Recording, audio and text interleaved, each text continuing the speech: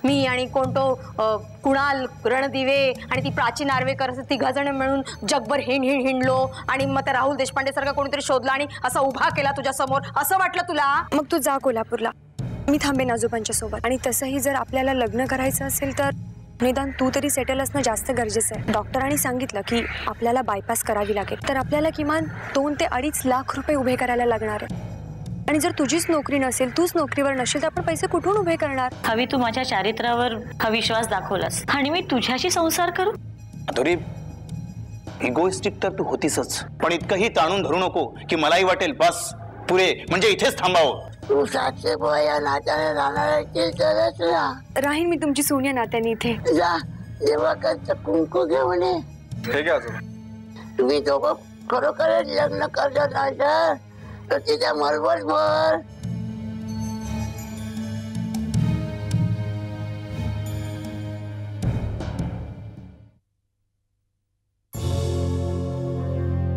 मी स्पष्ट विचारतेय की तुम्ही मला माझ्या पप्पांनी दिलेले पैसे परत करणार आहात की नाही?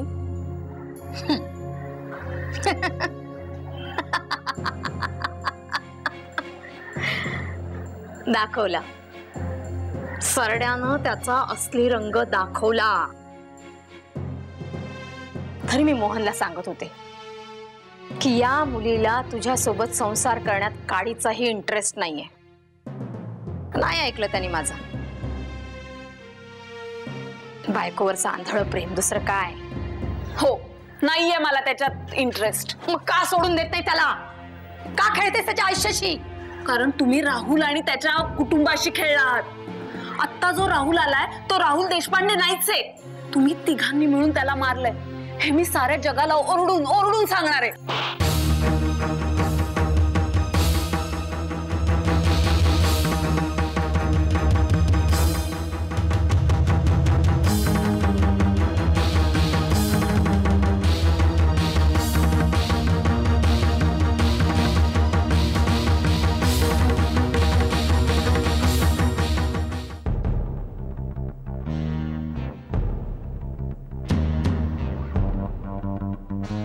कशात काही नाही आणि एवढा इगो या माणसाला. अगं मी घरी जायचा विचार करते आणि हा.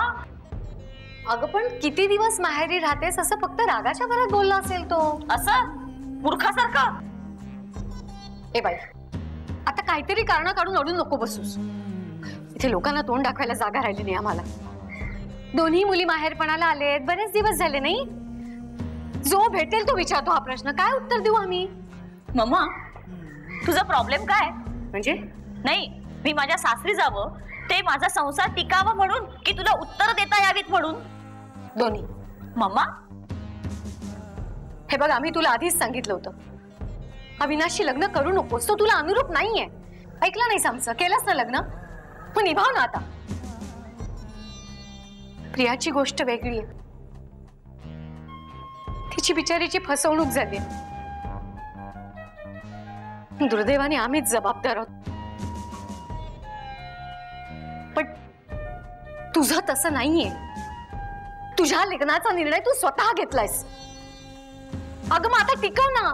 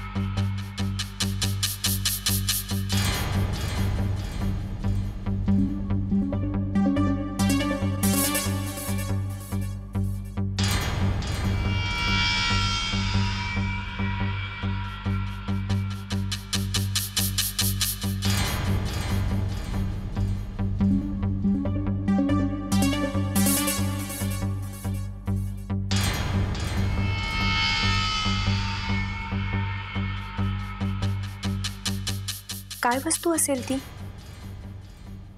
मम्माने चादरमध्ये गुंडाळून का न्यावी? घरातल्या सगळ्या वस्तू तर जागच्या जागी दिसतात, तर मग ते काय होतं?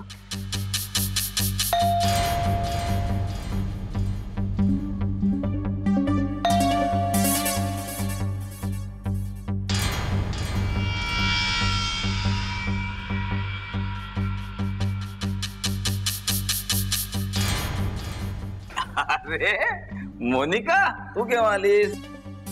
आत्ताच आले पप्पा. काय काय झालं?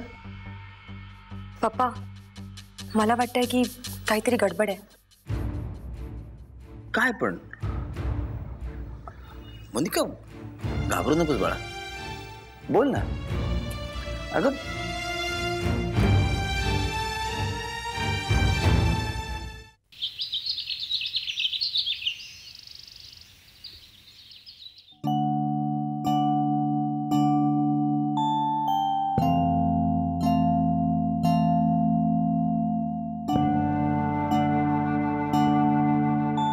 दादा, चहा घे.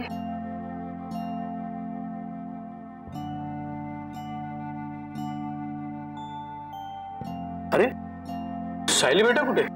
अरे सुट्टी असली की दिवसभर कार्टून बघत असते. अगं या वयात तिनं कार्टून नाही बघायचे तर का तुझ्या एवढी झाल्यावर बघणार? काय ग, नाश्ता केला तिनं? हो, मगाशीच तिला कॉर्नफ्लेक्स दिले, तिचा आवडता नाश्ता. तुझ्यासारखी आत्याबाई माझ्या बाळाची काळजी घ्यायला आहे म्हणून तर माझं बाळ एवढं गुटगुटीत आहे. हो रे बाबा, तुझं बाळ गुटगुटीत आहे आणि मला मात्र दमवते. का ग? अभ्यासच करत नाही, दिवसभर टीव्ही बघायला बघते. तिला फक्त कार्टून बघायला पाहिजे. आणि आता पण सकाळपासून टीव्ही बघते. चल, मी तिचा आता अभ्यास घेते. श्वेता, एक मिनिट बस. बघ, मागे मी तुला एकदा तुझ्या लग्नाबद्दल विचारलो. काय विचार केलास? काही नाही दादा, आता कुठे लग्न करायचं रे? का 50ची आजीबाई झाल्यासारखं बोलतेस? हा, 50ची नाही पण 40ची नक्कीच झाले ना. श्वेता,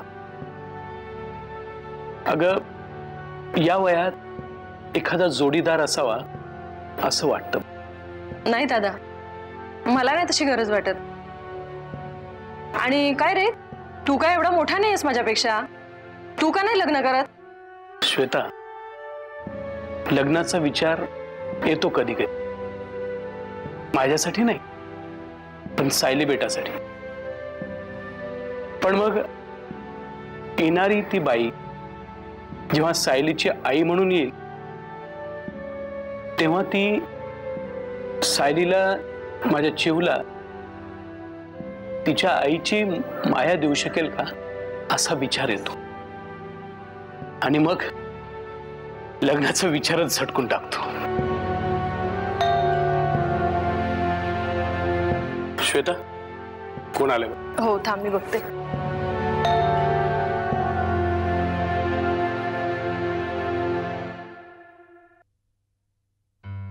दादा, बघ कोण आलंय. Hello sir. Hello, please. Thank you.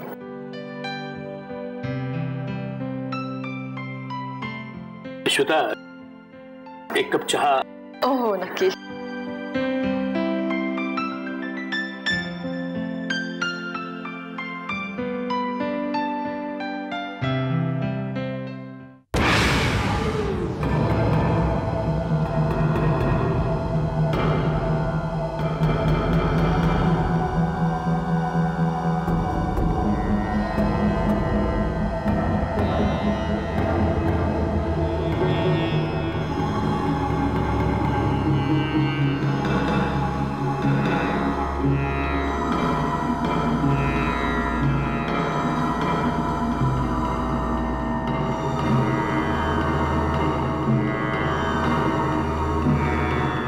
बैस गाडीमध्ये.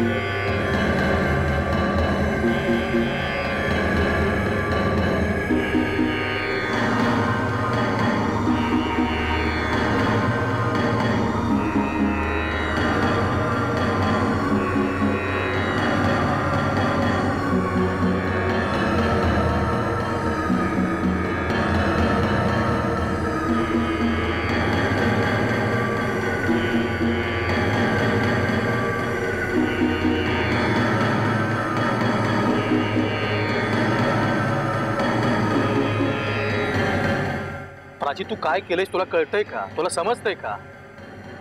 अरे रागाच्या भरात होऊन गेलं रे, आता काय करू? रागाच्या भरात म्हणजे तुला माणसाचा जीव म्हणजे काय वाटलं ग? काय वाटलं? त्या राहुलचा काटा काढल्यानंतर आपण काय काय प्रॉब्लेम्स फेस करतोय तुला माहिती आहे ना? बघतीयस ना तू? माझ्या तर नाकी नऊ आलेत. अगं घरदार सोडून मी इकडे तिकडे भटकतोय रागाच्या भरात. आपल्या सुदैवानं तो अजय चव्हाण भेटला, जो same to same Rahul Deshpande वाटतोय. आणि मग माझ्या जीवात जीव आला. त्याला राहुल देशपांडेच्या मी सगळ्या सवयी शिकवल्या, सगळ्या. तो आता same to same Rahul Deshpande वाटतोय. आणि आता मी ठरवलं होतं की त्याला पोलिसांच्या समोर प्रेझेंट करायचं. जरी पोलिसांनी त्याची DNA टेस्ट केली असती तरी पोलीस हे सिद्ध करू शकले नसते की हा राहुल देशपांडे नाहीये. का? कारण राहुलची आई आणि बहीण या जगामध्ये नाही. एवढं सगळं सोपं झालं होतं ग. आणि तू काय करून बसलीस? अरे ती जागृती माझ्या घरी आली होती, पण ती घरी आली होती माझ्या हे तिने तिच्या आई वडिलांना नाही सांगितलं. त्यामुळे जर का तिचा कोणी खून केलाय असं पोलिसांना संशय आला तर त्यांना माझा संशय येणार नाही. तिच्या बॉडीचं तू काय केलंस? एका निर्जन स्थळी मी ती तलावात दगड बांधून फेकून दिली. काय? प्राची तू तू स्त्री आहेस की कोण आहेस? तू एवढी कठोर कशी असू शकशील ग? हे बघ, जीवावर बेतल्यावरती दुसरं काही सुचत नाही. बरं, मी त्या राहुल देशपांडेला बघायला इथं आले. कुठे आहे तो?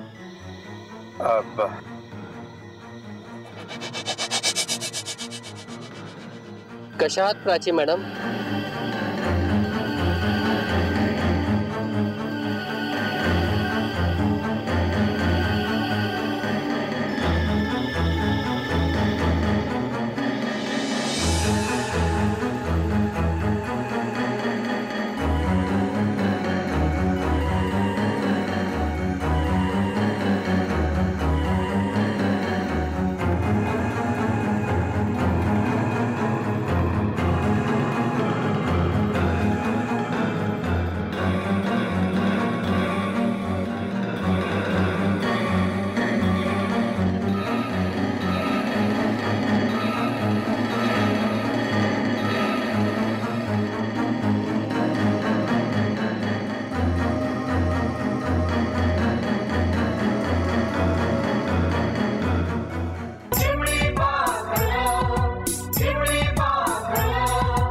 सर, ओ सॉरी, मी विसरलेच होते.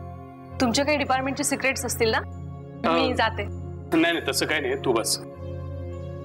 प्लीज कंटिन्यू मिस बोलू. सर, दिवाकर गाडगिळांची मुलगी मिसिंग असल्यामुळे या केसमधला गुंता आणखीनच वाढलाय. मी प्राची नार्वेकरच्या घरी गेले होते तेव्हा तिथे मला एक कानातलं सापडलं. ते आयडेंटिफाय झालंय. दिवाकर आणि जान्हवी मॅडमच्या म्हणण्याप्रमाणे ते कानातलं जागृतीचंच आहे. तसं मी लॅबमध्ये पाठवलंय तपासणीला, पण ते रिपोर्ट आलेले नाही आहेत सर अजून. हे बघा, जे कानातलं सापडलं आहे ते जागृतीचंच आहे असा अंदाज लावणं तितकंसं बरोबर नाही. त्याचं कारण असं आहे की जर प्राचीला जागृतीला किडनॅप करून दिवाकरांवर दबाव आणायचा असता तर आतापर्यंत एखादा तरी फोन आला असता की आम्ही तुमच्या मुलीला जागृतीला किडनॅप केलंय, जागृतीला ठार मारू, असंही त्यांनी म्हटलं असतं. पण असं काही झालेलं नाहीये.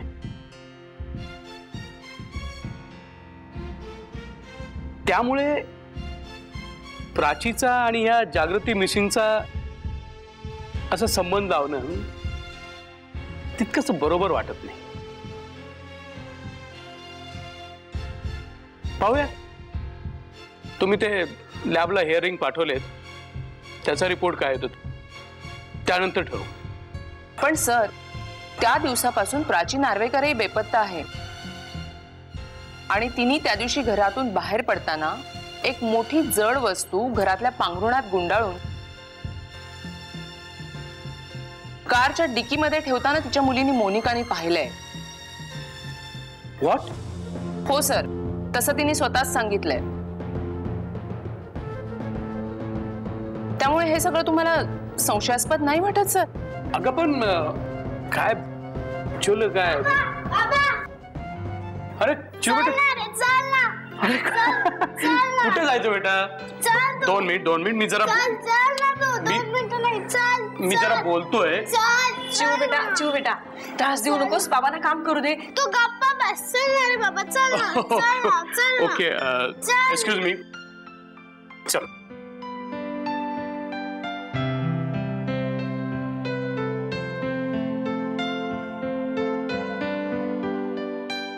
अशी मस्तीखोर आहे ना, बिलकुल ऐकत नाही. अहो ते लहान आहे अजून. लहान आहे पण माझ्या दादाने तिला इतकं लाडवून ठेवलंय ना खूप.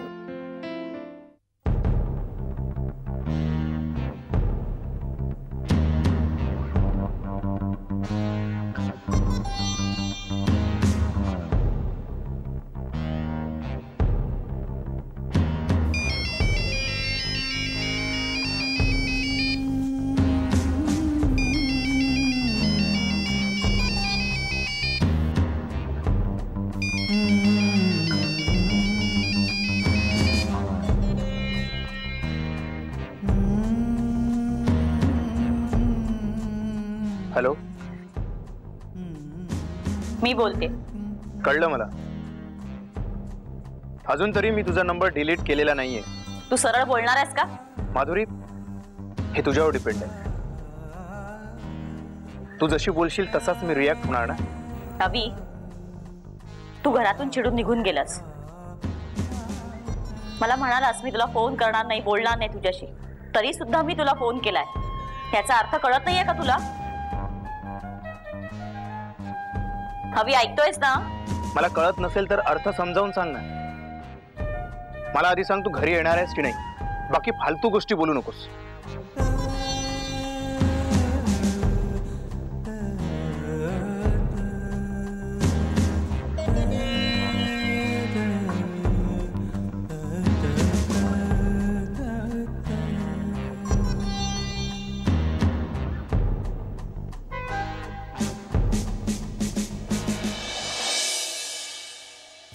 कशी आहेस बेटा? मी बरी आहे. मला माहितीये तुम्ही माझी आई होणार आहात. अगं असं काय करते तू? एकदा घरी तर चल, मग आपण सगळे मिळून जो काही गैरसमज असेल. एक मिनिट, गैरसमज नाहीये हा. अगं तो नवरेगिरी दाखवायला लागलाय. ही ती बाई अंजली घोरपडे नाही, या आहेत सिनियर पोलीस इन्स्पेक्टर पूनम देव.